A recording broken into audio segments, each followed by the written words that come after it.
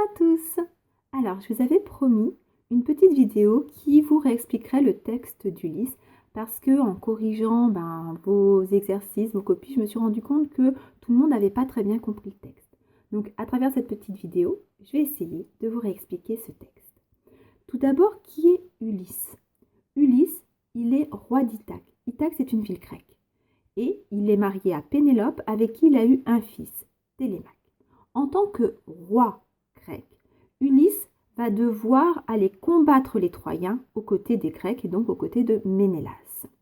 Il part donc à la guerre de Troie avec les Grecs. La guerre de Troie dure longtemps, elle va durer 10 ans. Pour mettre fin à cette guerre qui n'en finit pas, Ulysse a une idée. Il décide de construire un immense cheval de bois. À l'intérieur de ce cheval se cachent des soldats grecs, dont Ulysse. Et tous les autres font semblant de quitter la plage. Les Grecs sont donc partis. Les Troyens pensent que ce cheval est un cadeau et qu'ils ont gagné la guerre. Ils le font entrer à l'intérieur de leur ville qui était assiégée.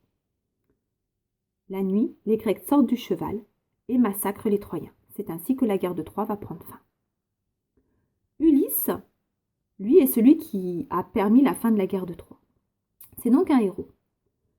Homère va, dans une épopée qui s'appelle l'Odyssée, raconter le retour d'Ulysse chez lui à Ithaque. Et ce retour est très difficile, car Ulysse a mis en colère les dieux, et notamment le dieu Poséidon. Et Poséidon va l'empêcher de rentrer chez lui. Ulysse va mettre 10 ans pour retourner chez lui à Ithaque.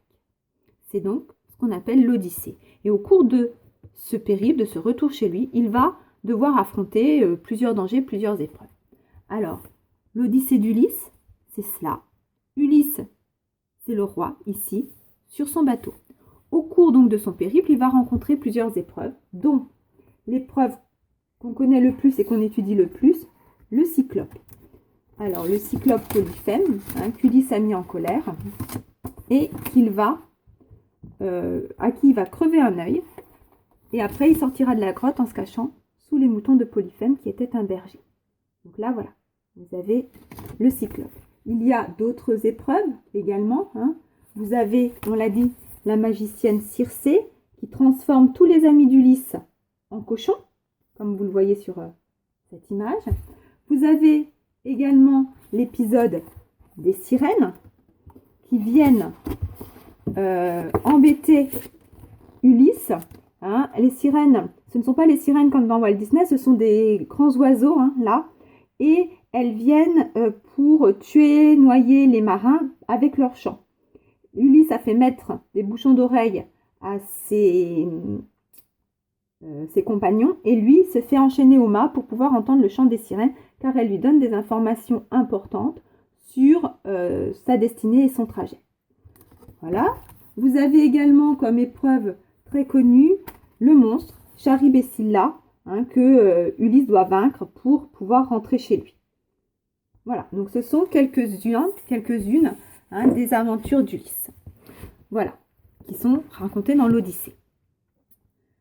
Notre texte est un extrait de ce recueil. Alors, Ulysse, de retour de guerre de Troie, erre longtemps et finit par échouer sur les rivages des Phéaciens. Le roi organise un grand banquet pour cet étranger qui n'a pas encore révélé son identité. C'est-à-dire qu'à ce moment-là, Ulysse est incognito. Il est arrivé chez les Phéaciens de manière incognito. Personne ne sait qui il est. Et comme ça fait 20 ans pratiquement qu'il est parti, personne ne l'a reconnu. Et personne ne le connaît. Donc dans votre texte, on vous dit: on apporta la lyre harmonieuse à la aide d'Hémocodos. Alors celui-ci se mit au milieu et autour de lui se tenaient des jeunes adolescents habiles à la danse. Ils frappaient de leurs pieds le divin terrain de danse. Ulysse contemplait les mouvements rapides de leurs pieds et les admirait au fond de son cœur. Mais l'Aède, qui jouait de la lyre, commença à chanter. Donc, Démocodos, c'est un Naède. Qu'est-ce que c'est qu'un Naède? En fait, c'est un troubadour. C'est le troubadour de l'Antiquité. Il va de cour en cour et il chante les exploits des héros, les exploits des guerriers. Notamment là, l'exploit des Grecs qui ont battu les Troyens à la guerre de Troie. l'exploit de plein d'autres héros. Donc, c'est un troubadour, un Aède. Et il chante très bien parce qu'on vous dit qu'il a une lyre harmonieuse. Et un peu plus bas, on va vous dire qu'il est inspiré par un dieu. Donc, il chante vraiment très bien. Ulysse, on vous dit plein d'habileté, lui dit. Démocodos, tu es de tous les mortels celui que j'honore le plus. Tu chantes à merveille le destin des Achéens, leur exploit, leur souffrance, leur fatigue, comme si tu y avais participé ou comme si tu l'avais appris de quelqu'un. Mais allons, on passe à un autre sujet. Chante ce cheval de bois construit avec l'aide de la déesse Athéna, que le divin Ulysse introduisit par ruse dans la citadelle, etc. Donc, que veut Ulysse à ce moment-là? Ulysse veut que l'Aède, Démocodos, chante ses exploits à lui, raconte sa ruse du cheval de Troie. Ne chante pas les autres Grecs, ne chante pas Achille, ne chante pas Hector, non, chante Ulysse, lui, sa ruse à lui. Et donc, quoi de mieux pour obtenir ce qu'il veut que de le flatter? C'est pour ça qu'il dit « Oh, tu es de tous les mortels celui que j'honore le plus ». Ou encore qu'il lui dit « Tu chantes à merveille » et qu'il lui dit « Je te promets que je dirai que tu as été inspiré par un dieu ». Il essaye de le flatter pour obtenir de lui qu'il chante ses exploits, et pas n'importe quel exploit, le cheval de Troie. Car c'est grâce à cette ruse d'Ulysse que les Grecs ont gagné la guerre. Je vous le rappelle. D'accord? Donc voilà.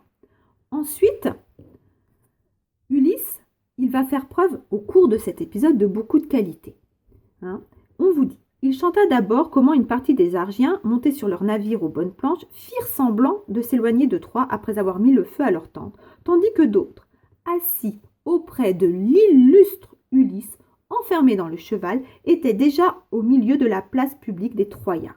Ces derniers avaient eux-mêmes traîné le cheval dans leur citadelle. Donc on vous dit que dans le cheval, il y a des soldats qui sont autour de l'illustre Ulysse. Donc tout de suite, Ulysse vous apparaît comme quelqu'un d'important.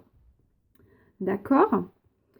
Un peu plus bas, on vous dit « Cet avis l'emporta ». Donc les Troyens ont décidé de faire rentrer le cheval dans leur ville, car cela devait se finir ainsi. Le destin de Troie était de périr après avoir reçu dans ses murs le grand cheval de bois, où étaient assis les plus braves des Achéens, apportant aux Troyens le meurtre et la mort. Donc, dans le cheval, ce sont les plus braves. Et comme Ulysse est dans le cheval, ça signifie qu'il fait partie des plus braves soldats grecs.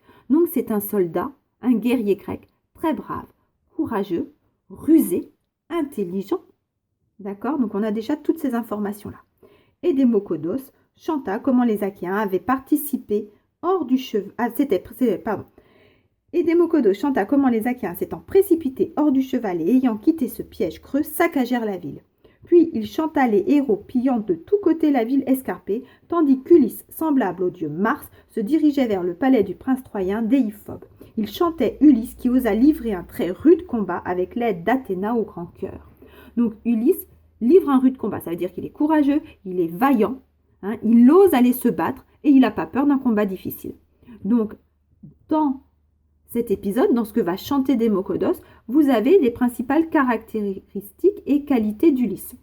Quelqu'un d'intelligent, ruse, habileté, de malin, de rusé. Quelqu'un de courageux, de brave, puisqu'il est parmi les plus braves soldats. Quelqu'un de fort, de vaillant. D'accord? Donc on a toutes ces qualités-là, tant morale, intelligence, ruse, que physique, force, bravoure, vaillance. Ensuite, on vous dit aussi qu'il est aidé par Athéna. On vous le dit par 2 fois. On vous dit premièrement que c'est Athéna qui l'a aidé à faire sa ruse, chante ce cheval de bois construit avec l'aide de la déesse Athéna. Donc c'est Athéna qui l'a aidé. Et puis dans un deuxième temps, on vous dit Ulysse qui osa livrer un très rude combat avec l'aide d'Athéna. Donc ici, Athéna illustre tant pour la ruse, son intelligence, que pour sa force au combat. Donc on voit bien que les dieux aident Ulysse. Ici, il ne joue pas le rôle de... comme ils l'ont joué avec Achille où ils l'ont puni, mais au contraire, là, il l'aide. Mais il joue un rôle dans le destin d'Ulysse, ce qui est important. Voilà. Et Ulysse, là-dedans, il est présenté comme un héros et presque comme un dieu avec l'aide des dieux et semblable au dieu Mars aussi, illustre et divin. D'accord? Voilà. Donc, ce qu'on doit retenir, en fait, sur Ulysse, mais sur l'ensemble du héros antique, c'est que le héros antique, c'est un héros parce que soit c'est un demi-dieu, comme Achille, soit c'est un simple mortel comme Ulysse, mais ils ont des qualités exceptionnelles et des qualités hors normes. Que ce soit des qualités morales, l'intelligence, la ruse, la générosité également, ou des qualités physiques, hein, la force, le courage, la bravoure, la témérité. De plus, que ce soit Achille ou que ce soit Ulysse, le héros antique est toujours aidé ou pas hein, par les dieux. Mais en tout cas, les dieux vont intervenir dans son destin. Voilà, j'espère que ça vous a aidé et je vous dis à bientôt.